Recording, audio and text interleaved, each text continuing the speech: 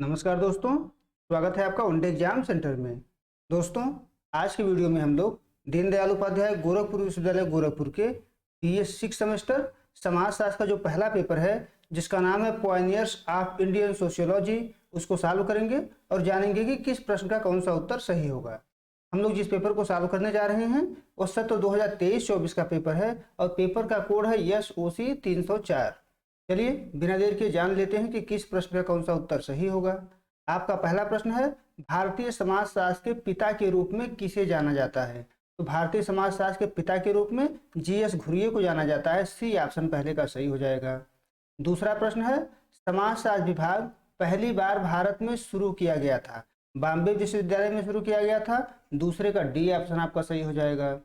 तीसरा प्रश्न है, समाजशास्त्र की शुरुआत कलकत्ता विश्वविद्यालय में हुई थी, यानी कब हुई थी? तो 1917 में हुई थी। तीसरे का सी ऑप्शन आपका सही हो जाएगा। चौथा प्रश्न है, भारतीय समाजशास्त्री समाज की स्थापना कब हुई? 1952 में हुई थी। चौथे का सी ऑप्शन आपका सही हो जाएगा। पांचवा प्रश्न है, GS घुरिये का दृष्टिकोण था, तो इंडोलॉजिकल दृष्टिकोण था। पांचवे का ए ऑप्शन आपका सही हो जाएगा। छठा प्रश्न है, इंडोलॉजी दृष्टिकोण आधारित है, तो अनुभवजन्य पद्धति पर आधारित है। छठे का बी ऑप्शन आपका सही हो जाएगा। आगे बढ़ते हैं। सातवां प्रश्न है, 1957 में प्रकाशित द महादेव कोली लिखी थी, किसके द्वारा लिखी गई थी द महादेव कोली? तो जो द महादेव कोली पुस्तक है वो घुरिये के द्वारा लिखी गई थी। घुरिये ऑप्शन में नहीं है तो इसको हम लोग छोड़ के आगे बढ़ रहे हैं। ये घुरिये के द्वारा यह पुस्तक लिखा गया था। आठवां प्रश्न देखते हैं, संरचनात्मक प्रकार्यवाद केंद्रित है, इस पर केंद्रित है संरचनात्मक प्रकार्यवाद? तो उपरोक्त में से कोई नहीं हो जाएगा। डी ऑप्शन आठवें का सही हो जाएगा। नौवां प्रश्न है, एम.एन. श्रीनिवास का जन्म हुआ था, आपको बताना है इनका जन्म कब हुआ था? 1916 में हुआ था। ए ऑप्शन आपका नौवें का सही हो जाएगा। 10वां प्रश्न देखते हैं, प्रभु जाति की अवधारणा किसने दी? किसके द्वारा प्रभु जाति की अवधारणा दी गई थी? तो एम.एन. श्रीनिवास के द्वारा दी गई थी। 10वें का बी ऑप्शन आपका सही हो जाएगा। 11 नंबर प्रश्न है, एम.एन. श्रीनिवास ने ब्राह्मणीकरण शब्द को प्रतिस्थापित किया, संस्कृतिकरण से प्रतिस्थापित किया। तो डी ऑप्शन 11 का सही हो जाएगा। 12 नंबर प्रश्न है, संस्कृतिकरण है, आपको बताना है कि संस्कृतिकरण क्या है? तो उच्च प्रमुख जाति की दशा में सांस्कृतिक गतिशीलता है, संस्कृतिकरण है। 12 का सी ऑप्शन आपका सही हो जाएगा।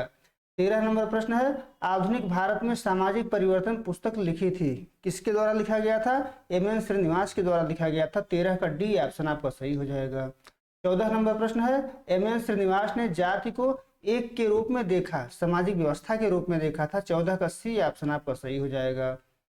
15 नंबर प्रश्न है, A.R. देसाई का जन्म हुआ था, आपको बताना है कि A.R. देसाई का जन्म कब हुआ था? तो 16 अप्रैल 1915 को हुआ था। ए ऑप्शन आपका 15 का सही हो जाएगा। 16 नंबर प्रश्न है, भारतीय राष्ट्रवाद की सामाजिक पृष्ठभूमि पुस्तक किसने लिखी, किसके द्वारा इस पुस्तक की रचना की गई थी? तो A.R. देसाई के द्वारा किया गया था। 16 का सी ऑप्शन आपका सही हो जाएगा। 17 नंबर प्रश्न है, अग्रणी भारतीय समाजशास्त्रियों में से कौन किसान आंदोलन के अध्ययन से जुड़ा हुआ है? तो A.R. देसाई जुड़े हुए हैं। सी ऑप्शन आपका 17 का सही हो जाएगा। 18 नंबर प्रश्न है, कृषि संबंध में भारतीय वर्ग संरचना का विश्लेषण करते समय मार्क्सवादी सिद्धांत का उपयोग कौन करता है? तो डी ऑप्शन आपका सही हो जाएगा, A.R. देसाई। आगे बढ़ते हैं। 19 नंबर देखते हैं, A.R. देसाई ने भारतीय राष्ट्रवाद के विकास की कितने चरणों की पहचान की है? तो 5 चरणों की पहचान की है। 19 का बी ऑप्शन आपका सही हो जाएगा। 20 नंबर प्रश्न देखते हैं, निम्नलिखित में से किसने इंडियन विलेज पुस्तक लिखी है? तो S.C. दुबे के द्वारा लिखा गया है। 20वें का ए ऑप्शन आपका सही हो जाएगा। 21 नंबर प्रश्न है, A.R. देसाई के अनुसार सामाजिक परिवर्तन का अर्थ है, तो सामाजिक परिवर्तन का अर्थ है समाज में परिवर्तन। 21 का सी ऑप्शन आपका सही हो जाएगा। 22 नंबर प्रश्न है, द रिमेम्बर्ड विलेज पुस्तक किसने लिखा, यानी इस पुस्तक की रचना किसके द्वारा की गई है? तो एम.एन. श्रीनिवास के द्वारा किया गया है। डी ऑप्शन 22 का सही हो जाएगा। 23 नंबर प्रश्न है, ब्राह्मणीकरण की अवधारणा को किसने प्रस्तुत किया? एम.एन. श्रीनिवास ने प्रस्तुत किया था। तो 23 का ए ऑप्शन सही हो जाएगा। 24 नंबर प्रश्न है, S.C. दुबे ने, यहाँ आपको खाली स्थान भरना है, का अध्ययन करने के लिए संरचनात्मक कार्यात्मक दृष्टिकोण लागू किया। तो भारतीय ग्राम समुदाय का अध्ययन करने के लिए 24 का ए ऑप्शन आपका सही हो जाएगा। 25 नंबर प्रश्न है, दुबे द्वारा अध्ययन किया गया हैदराबाद के पास का प्रमुख गांव कौन सा है? तो समीरपेट है। 25 का सी ऑप्शन आपका सही हो जाएगा। ये वही क्वेश्चन है जो 24 नंबर क्वेश्चन है। S.C. दुबे ने या खाली स्थान है का अध्ययन करने के लिए संरचनात्मक प्रकार्यात्मक दृष्टिकोण लागू किया।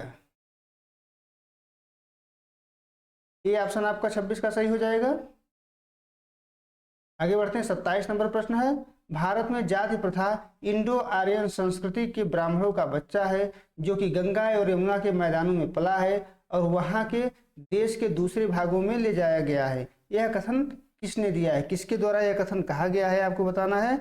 तो यह कथन है जीएस घुरिये का। 27 का सी ऑप्शन आपका सही हो जाएगा। 28 नंबर प्रश्न है, जीएस घुरिये ने जाति व्यवस्था की कितनी विशेषताएं बताई हैं, तो 6 विशेषताएं बताई हैं। 28 का सी ऑप्शन आपका सही हो जाएगा।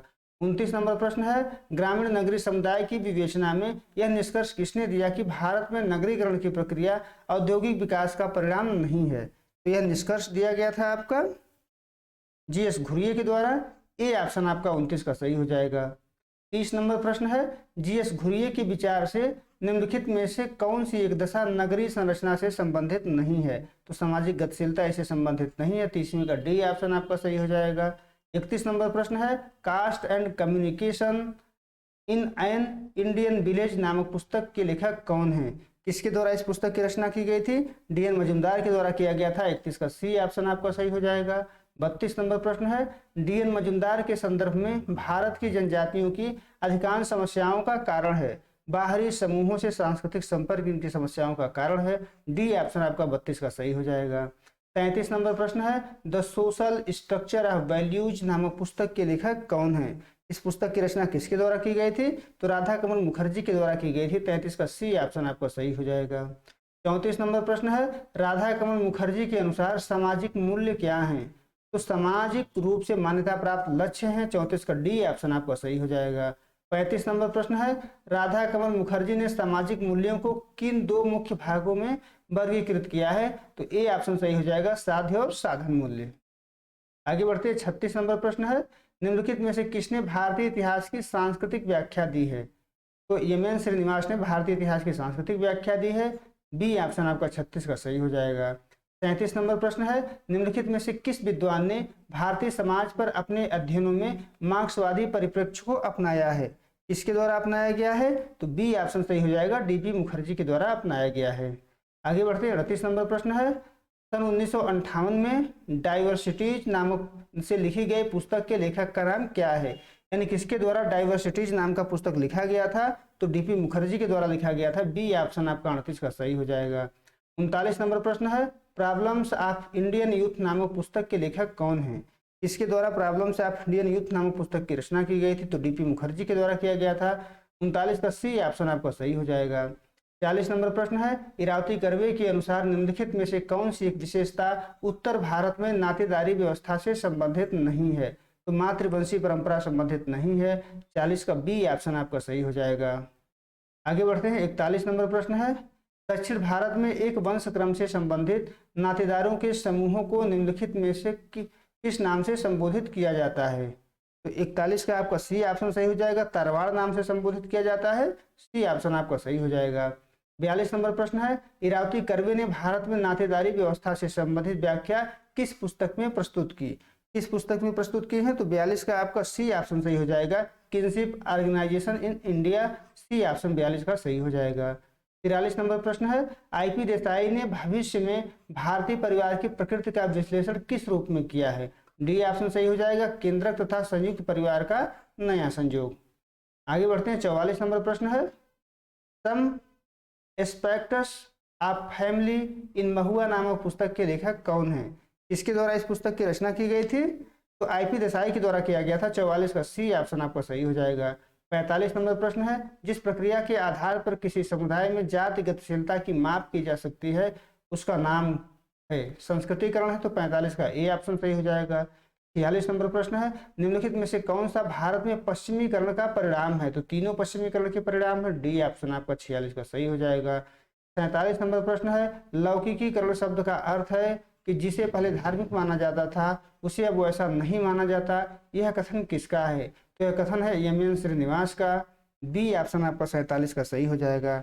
आगे बढ़ते हैं, 48 नंबर प्रश्न देखते हैं, एम.एन. श्रीनिवास के संदर्भ में निम्नलिखित में से कौन सा एक आधार प्रभु जाति से संबंधित नहीं है, तो नगरीय प्रवास में वृद्धि संबंधित नहीं है, 48 का बी ऑप्शन आपका सही हो जाएगा।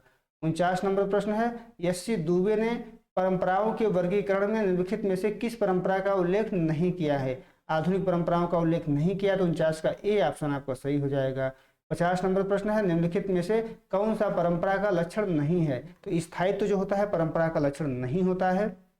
उम्मीद है दोस्तों आपको ये वीडियो पसंद आया होगा। आप हमारे चैनल को सब्सक्राइब करिए, वीडियो को लाइक करिए, शेयर करिए। बहुत बहुत धन्यवाद।